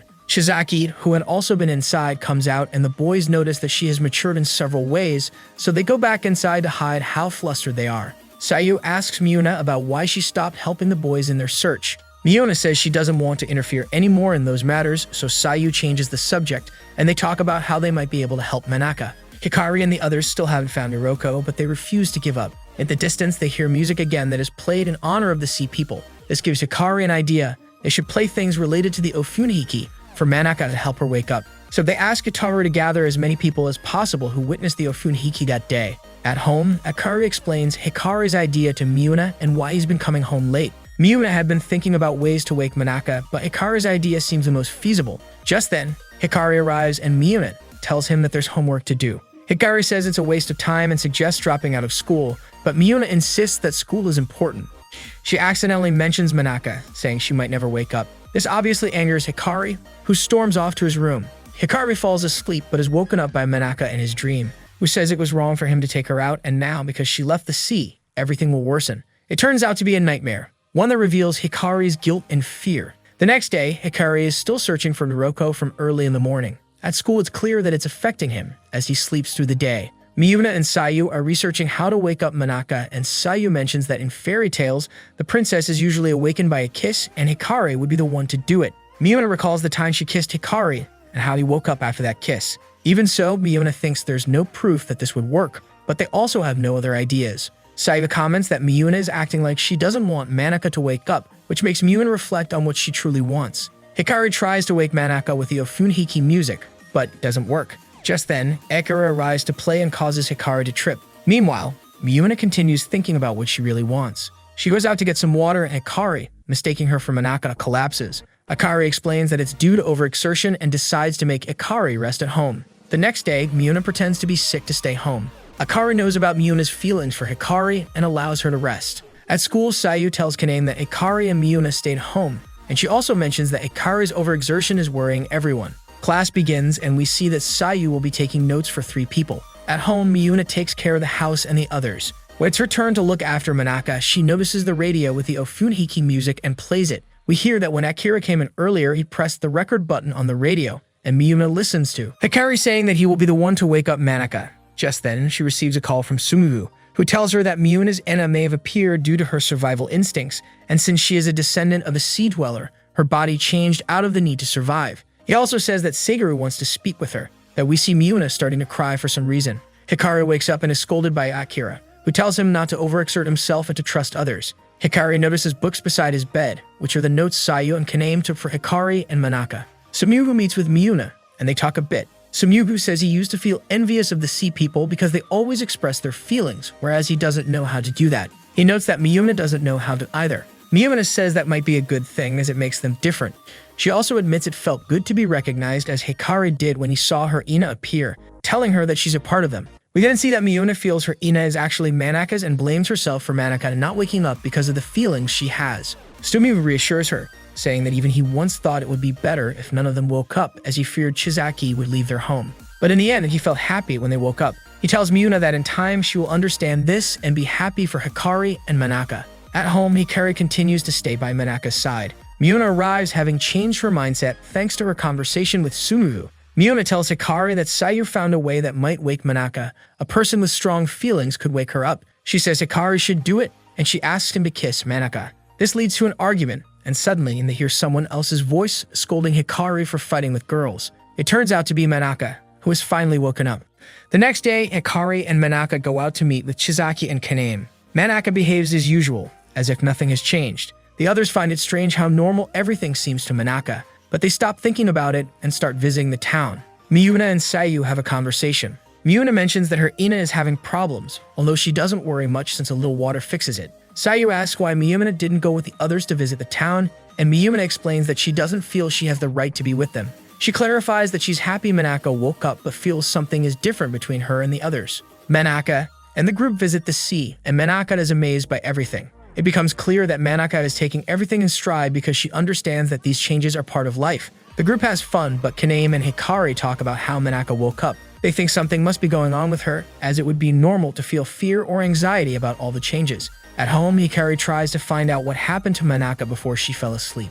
Manaka explains that a voice asked her for something in return, although she's not sure what it was. The next day, Manaka and the others visit the school. Hikari explains that Manaka no longer has her Ina, but they quickly forget about it as Manaka seems to be having fun. Kaname notices someone hiding, and it turns out to be Miuna and Sayu. They make the excuse that they were there to study since exams are approaching. Manaka comes over to learn more and chat with them about studying. Chizaki mentions that she has to return to the hospital to take care of Isamu, but before leaving, she gives the group a gift from Shun. At the hospital, Sumugu meets with Chizaki. They talk a little about Manaka, but Isamu wakes up, so they go out to get something to eat, while Isamu continues resting. Suminobu tells Shizaki that he will be returning to university soon, and Shizaki promises to send him food. They head back home, and Suminobu reassures Shizaki that he will stay in touch and visit the town whenever he can. Shizaki notices what Suminobu is trying to do and jokes about it, although in reality, Suminobu says all of this because he worries about Shizaki being lonely. Shizaki says she'll be fine since the others have woken up, and Suminobu should return to Satoru and investigate the changes in the sea.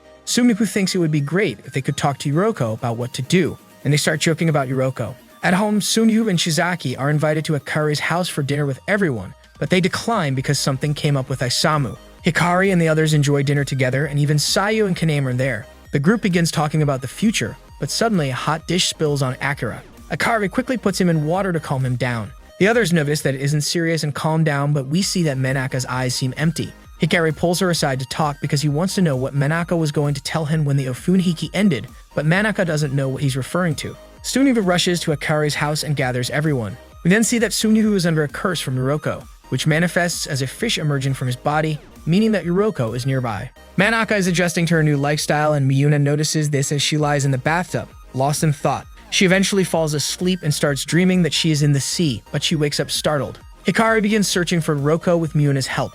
Even Sayu and Menaka join in, setting out erotic magazines for Yuriko and leaving some food for him to enjoy. Hikari notices this and recalls the time he spoke with Menaka, but soon forgets about it as it starts to snow. We learn that it has been snowing several times, even in towns far from the sea. The group searched various places around town but couldn't find Yuriko. Suminobu mentions that he has to feed the fish, and this makes Menaka remember the time she was cursed by Yuriko. Hikari notices that several memories seem to have disappeared from Menaka's mind. Meanwhile, Sayu is helping Sumu with the fish, and we see that Kaname is helping Chizeki prepare some snacks. Chizeki explains that the snacks are a gift from a patient, and Kaname, feeling jealous, jokes that he should confess his feelings to Chizeki again. Sayu and Sumemu overhear the conversation. Satoru returns to university since his superiors believe it's too dangerous to keep working in a place with so much snow. We learn that the constant snowfall is causing many problems in the towns and the village. We also see that Menaka is back at school, and Hikari thinks they should keep searching for Yuriko. Kaname and Sumemu stay behind, and it's implied that Sumemu is staying a little longer because of Chizaki.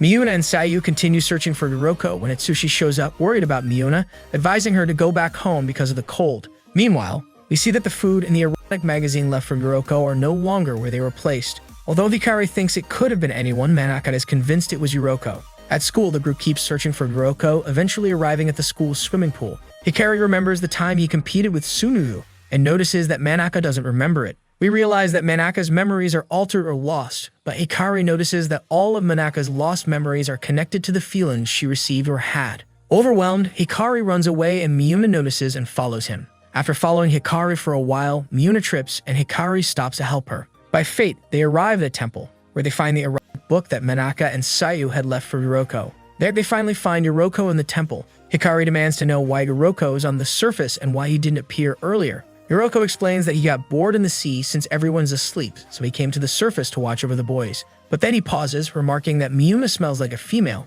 just like when he smelled Menaka before, though he quickly changes the subject and asks why they were looking for him. Hikari wants to know what will happen to the surface, but Yuriko knows that isn't his true question. So Hikari asks about Menaka and the memories she has lost. Yuriko explains that Menaka became the Ojoshi, and when she was returned to the surface, the sea god took something in return. Hikari assumes that what was taken was Menaka's Ina, but Yuriko reveals a part of the story no one knows. After many years, the sea god lost his physical body and became one with the sea, but some of his scales survived, inheriting the sea god's emotions. Some of these scales fuse with the sea itself, but the emotions they contain aren't necessarily good or bad, they are pure emotions. Yuriko also explains that the sacred fire is the consciousness of the sea god. He reveals that the sea god wishes to stop the catastrophe that is about to occur, but the emotions mixed with the sea view the people on the surface as threats. This explains why Menaka was absorbed as the Ojoshi, since these same emotions longed to see the sea god's wife once more. Because Menaka was absorbed, the destruction of the surface was halted and balance was restored.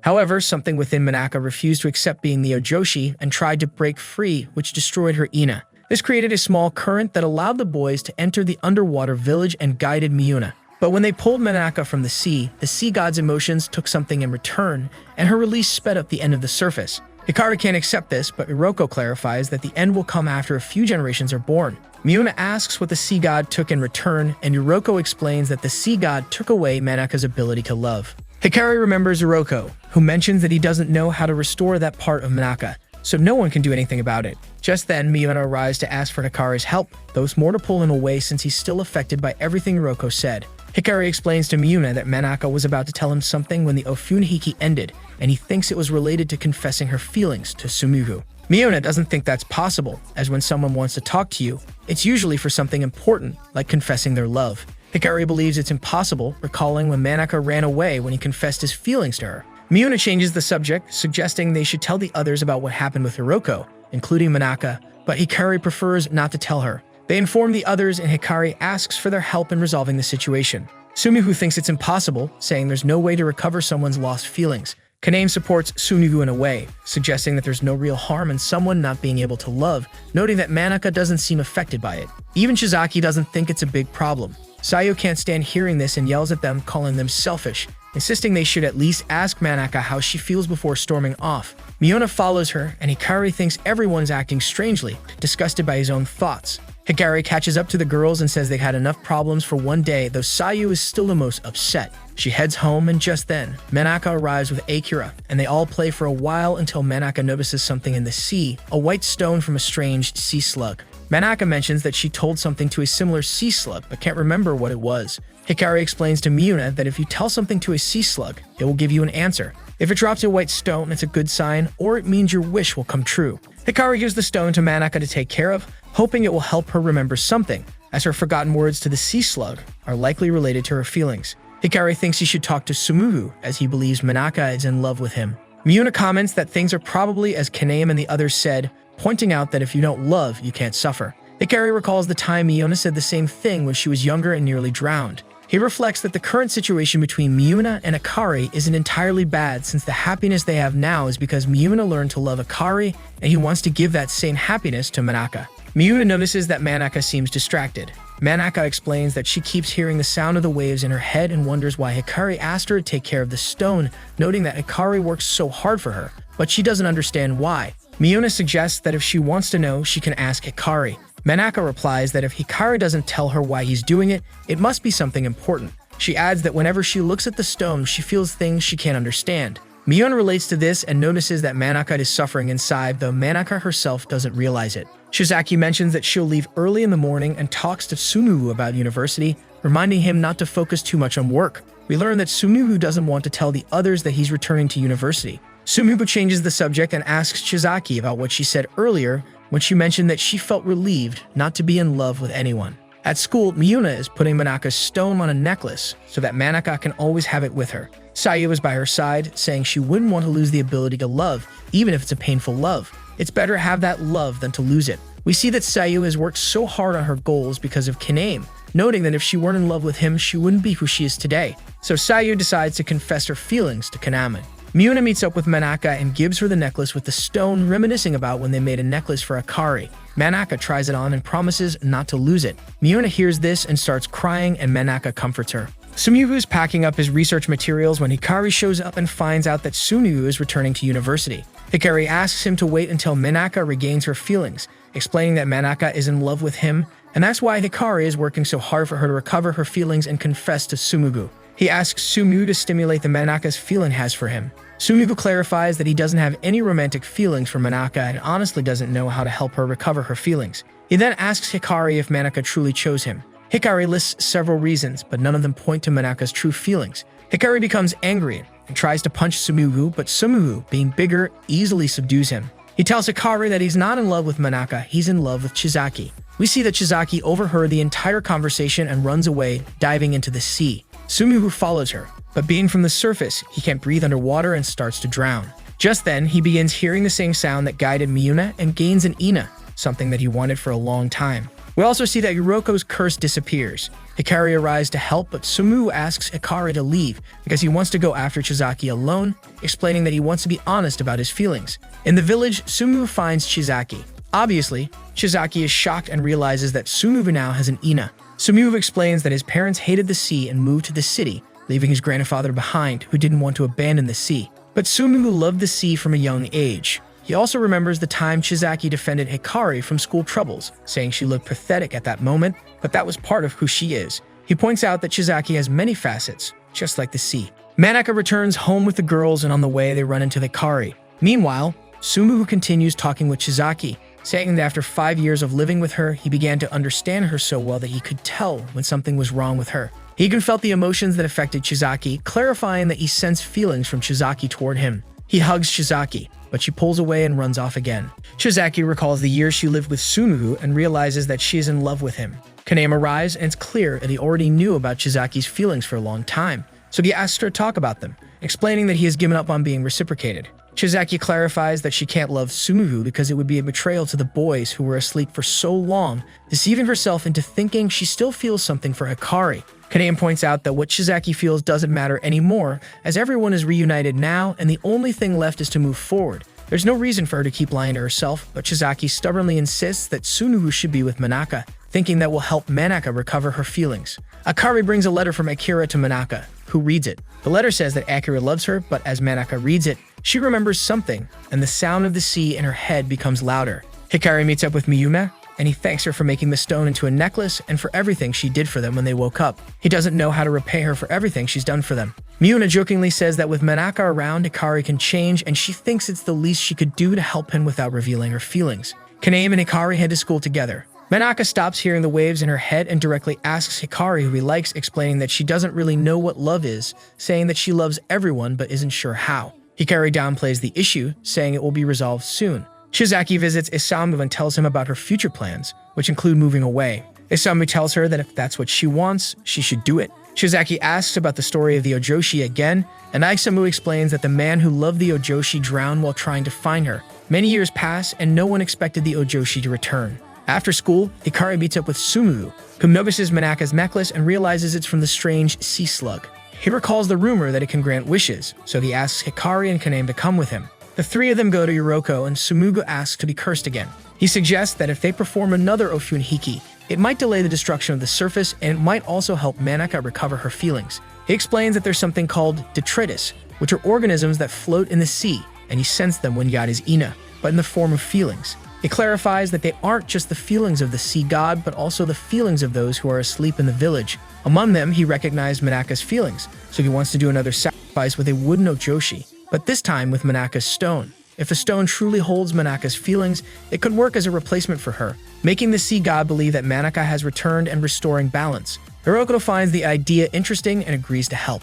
On the surface, everyone supports the plan, informing the townspeople, and everyone agrees to help as they did before. Even Tageshi, who is now married, arrives, as well as Shun and the other girls from school, who are now grown up.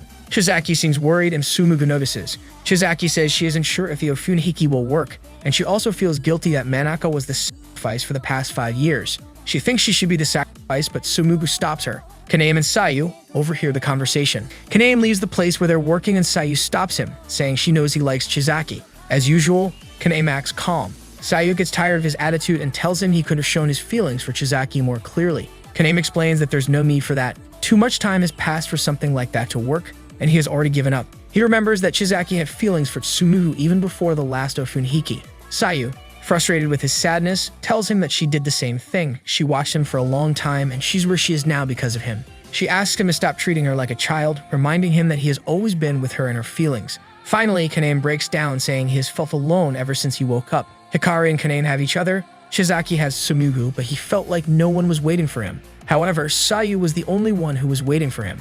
Kaname wants to give her an answer, admitting that the only woman he ever saw was Chizaki, but now things have changed. He asks Sayu if she wants to be seen as the young lady she has become, thanking her for always waiting for him. Hikari meets with Manaka. He tells her he's afraid something bad will happen, like the last time, but Manaka reassures him, saying that since everyone is together again, they will find a way to solve the problems. Hikari feels relieved and finally answers Manaka's question from a while ago, telling her that he does have someone he likes. Manaka is excited and wants to know who it is, but Hikari promises that she'll find out soon after the Ofunhiki. The preparations for the Ofunhiki are going well. Hikari and Akira bring food for everyone. Akira sees an Ojoshi for the first time and is amazed. Miyuna explains that the necklace on the Ojoshi holds Manaka's feelings, so Akira grabs it, but he trips and the necklace falls into the sea. Miyuna jumps after the necklace, but it sinks very quickly and is about to disappear. Miyuna manages to catch it and hears Manaka's voice, in which she tells the sea slug that she loves Hikari. Sumugu arrives and says he already knew, recalling a conversation he had with Manaka.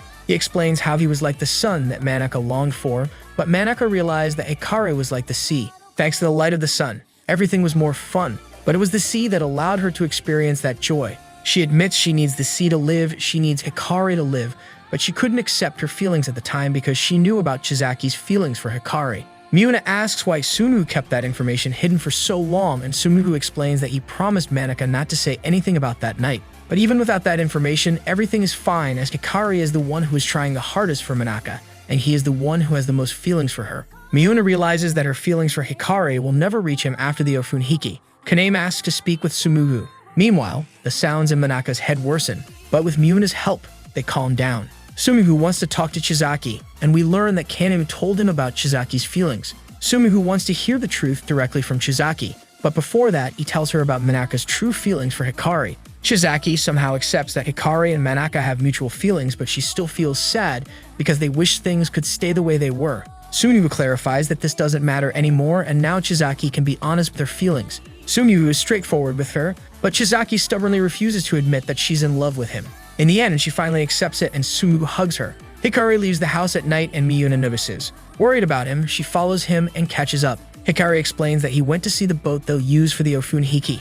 Miuna understands and says that Manaka will recover her feelings with everyone's help. Hikari says that's not the most important thing and tries to change the subject, but Miuna asks him if he likes Manaka. Hikari admits that he does like her, and we see Miuna cry. She runs home, hurt by her feelings for Hikari, hoping that the pain will make her forget him. But in the end, she breaks down in tears and sorrow. Sumibu takes Isamu to the village since he has been discharged from the hospital and can see the Ofunhiki. Meanwhile, everyone is preparing for the event and Manaka makes amends with Akira for the letter he gave her. Kanea meets with Chizaki and Chizaki thanks him for what he did and for many other things. Kanea notices something and warns her not to do anything foolish like taking the place of the Ojoshi. The Ofunhiki is about to start and even Hiroko is brought by car. Hiroko carries the sacred fire and sits in the temple they built. Hiroko notices the Ojoshi, commenting that it doesn't resemble the original at all, saying the original was very small, full of freckles, and had a very weak body. Hikari asks if he loved her when he was part of the sea god. Hiroko explains that he was just a scale not very close to the Ojoshi, and although he would have liked to touch her, he couldn't, so he can't say much about her. All he has are the feelings. Hiroko distributes the sacred fire among the girls who accompany the Ojoshi. We see Hikari waving the flag again. The sacred fire marks the path that the Ojoshi must follow. For the first time, we learn the name of the sea god, Owadatsumi, to whom they give thanks for his blessings, asking for prosperity and protection for future generations. Just as they are about to deliver the Ojoshi, the same thing that happened in the previous Ofunhiki occurs. The boat carrying Manaka and Sumuhu is struck, and Manaka falls into the water. Hikari, Miuna, Chizaki, and Sumuhu rush after Manaka since she doesn't have Ina. Kaname goes in a different direction, heading to help Sayu and calm the others. Whirlpools begin to form, making it difficult to reach Manaka. Miuna gets closest to her, as the sea allows her to do so. Sumuhu explains that the sea is responding to Miuna's feelings because they are the same as Manaka's. Miuna grabs Manaka, and we see that Manaka's Ina is restored thanks to Miuna. Understanding that Miuna's Ina is special, a whirlpool approaches and Miuna shields Manaka.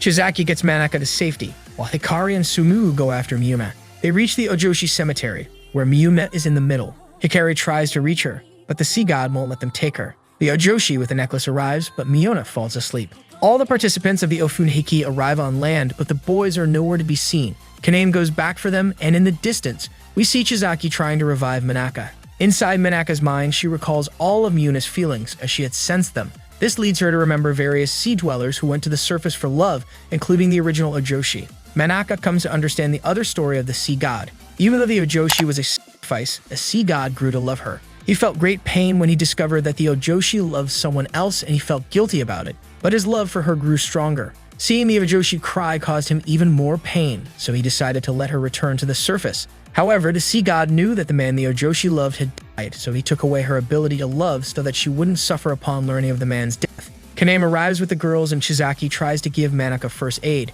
but they realize that Manaka's Ina has returned and the sea begins to glow. Hikari continues trying to pull Miuna out, but they can't do anything. So Sumubu stops him to think more clearly. Sumubu tries to return to the village to figure out what to do, and he meets Hiroko, who has returned to the sea under the sea god's orders. Meanwhile, Hikari finally realizes that Miuna truly loved him and understands that she was the one who supported him the most when he awoke. He regrets not noticing it at the time, which caused Miuna great pain. After many chapters, Hikari has some character development, realizing that it would have been better if things had stayed the same as before. In his desperation, Hikari pleads with the sea god to take away his ability to love in exchange for saving Miyuna. This makes the sea resonate, and Manaka notices it and helps from the surface. Miyuna is still conscious of what's happening and asks the sea god why he took away the Ojoshi's heart when love is what makes us human. The sacred fire hears Miyuna and follows the sea god's wishes, lighting up the entire village in the sea. The sacred fire reaches the Ojoshi cemetery, and Hikari tries to pull Miyuna out with even more desperation.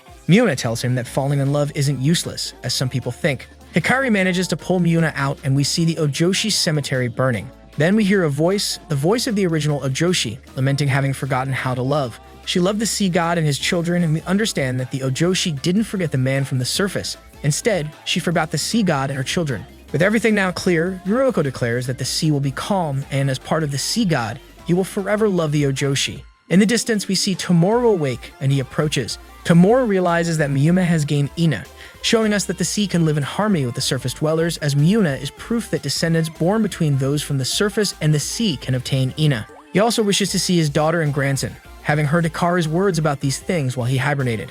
On the surface, we see that the frozen sea begins to move, and in the distance, we see the sea dwellers waking up along with the boys. Shizaki reunites with her parents, and everyone meets their loved ones. Manaka realizes that Miyuna is alright, and Miyuna notices that Manaka has regained her feelings, crying with joy and welcoming her back. The next day, repairs in the sea begin, and we see that Hikari is living with his father again. Although some sea dwellers have not yet awoken, it's only a matter of time before they do. Now that everyone knows about each other's feelings, Kaname teases Hikari about his relationship with Manaka. As always, Manaka is late for school, and on the way she meets Akira, who has gained his Ina and can't stop going to the sea. On the surface, they run into Tsumuhu, who is about to leave for university again, and they joke about everything that has happened. Hikari and Kaname watch from afar as the boys play and hurry Manaka to get to school. At school, we see Sayu worried about her appearance because she wants to look good for Kaname. Miyuna reassures her, saying that Kaname will fall in love with the Sayu who doesn't get nervous. Miyuna reflects that her first love didn't come true, but it will help her mature. The others arrive, and the girls welcome Miyuna, as they'll learn to live this way. On the other hand, we see Chizaki still living at Sumugu's house, only visiting her parents occasionally. Sumugu arrives just in time to say goodbye. Uriko is surprised by the humans, who change their fate just by wishing for it and trying. Although they don't know when the end will come, they'll be able to change it if they put their hearts into it. Manaka reminds Hikari of what she wanted to tell him at the Ofuniki 5 years ago, but Hikari already knows what she was going to say. Words aren't necessary. The feelings that shine in the world are enough.